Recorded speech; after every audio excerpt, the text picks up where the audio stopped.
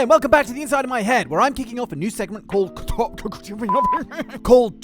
Kills for the more bloodthirsty among you.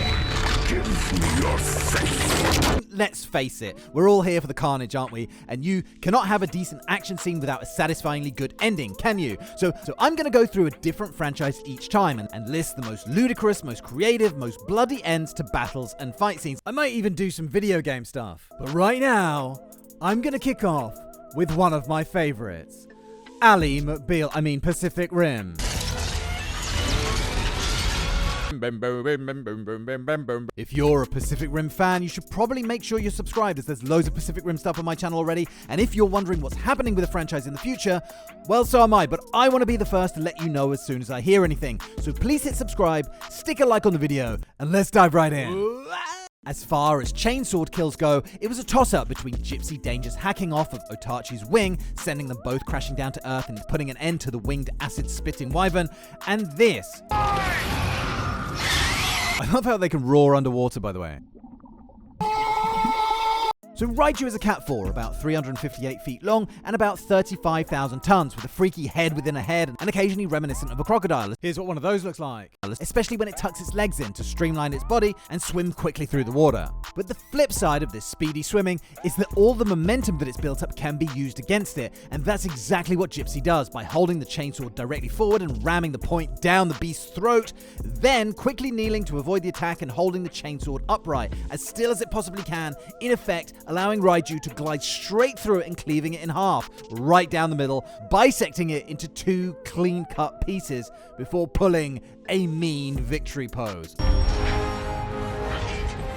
Oh yeah! Number 4, Hunter Vertigo versus an Acid Quill. Poor little Acid Quill.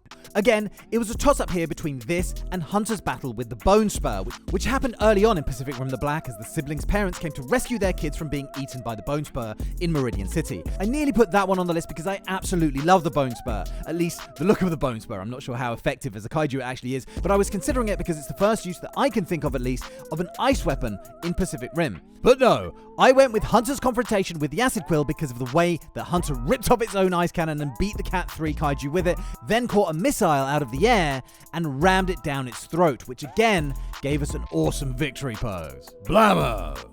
Next up, Cherno Alpha's death. The last of the Mark Ones went out swinging, didn't he?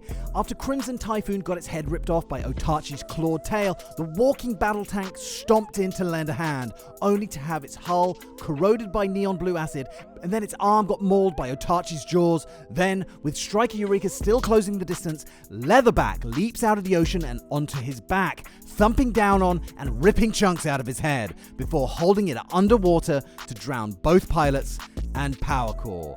What a way to go. Rest in peace, Cherno Alpha. At number 3, I've got Vulcan Spectre versus Spine Jackal. Have you ever seen a wind turbine up close? Some of them are absolutely fucking enormous. I saw the blade of one of these things on the back of a lorry once, and it was like as long as a 747. The truck that was carrying it took up 2 lanes of the motorway. So when Vulcan Spectre was having a hard time with a kaiju that could literally see 360 degrees around, its pilots had to figure out a way to hit it from range. Now Vulcan's arm cannons obviously weren't cutting the mustard, so he rips the blades from the nearest wind turbine and throws it like a goddamn frisbee. It hits Spine Jackal right in his ugly face and takes the top of his head clean off. So the velocity of this thing must have been flying at to go through the flesh and bone of this creature, like the speed it must have been spinning is, well, it's brutal, but it's also hilarious. Like where did this ninja throwing star from hell end up after it chopped through Spine Jackal? I mean, if I remember correctly, this battle happened out at sea, which is a good job, because if not, it would have gone straight through Spine Jackal and embedded itself straight in the side of a high-rise full of unsuspecting office workers. Number 2, Striker Berserker versus Tarantulas. This was probably one of the most unexpected for me. We've all seen swords and knife wounds, we've seen blunt force traumas and clubbings, we've had maulings, laser blasts, etc, etc, etc, but I really can't recall seeing a monster having its skull melted like this in anything. So if you don't know what I'm talking about, in the prequel novel Pacific Rim Blackout, the latest incarnation of the Striker line, Berserker, goes up against a Cat 3 called Tarantulas and brings out an offensive weapon that we haven't seen before.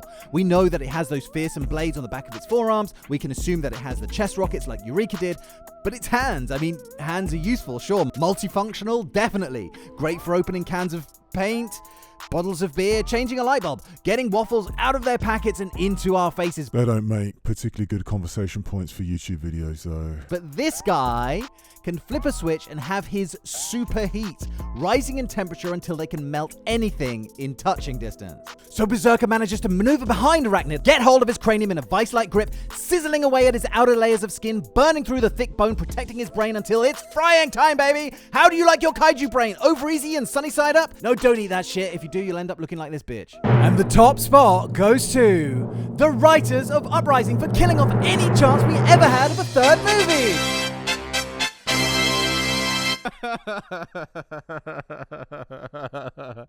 It's funny, but it's not. Now, in the top spot, I was originally going to put Slattern. I mean, the first Cat 5 kaiju to show up in Pacific Rim was always going to take some killing, right? But after I mulled it over a little,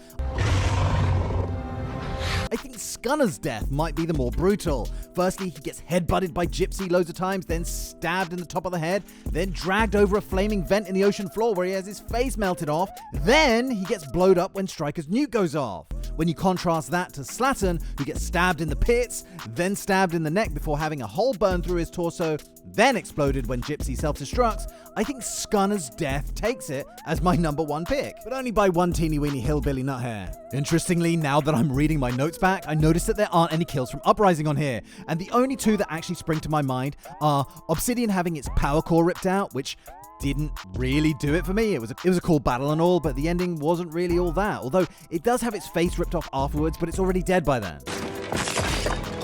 The other one, of course, is the Mega Kaiju, which gets Supermaned into, but to me, that's just kind of ludicrous. Like, if it didn't stop to roar for no reason, Gipsy can't hit it. If it just thought to step to the side, Gipsy can't hit it. So I can't in good conscience put that one on the list.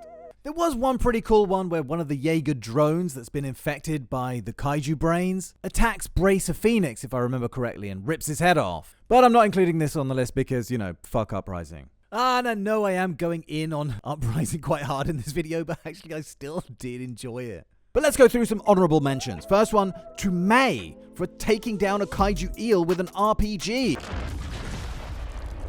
To have this thing come flying at you, jaws are snarling, and to hold your nerve long enough to get an RPG down its throat must have taken balls of steel. Atlas Destroyer gets an honorable mention, with a little help from Hunter Vertigo, of course, holding up Copperhead so that Hunter Vertigo can fire a nuke into an open wound in his chest.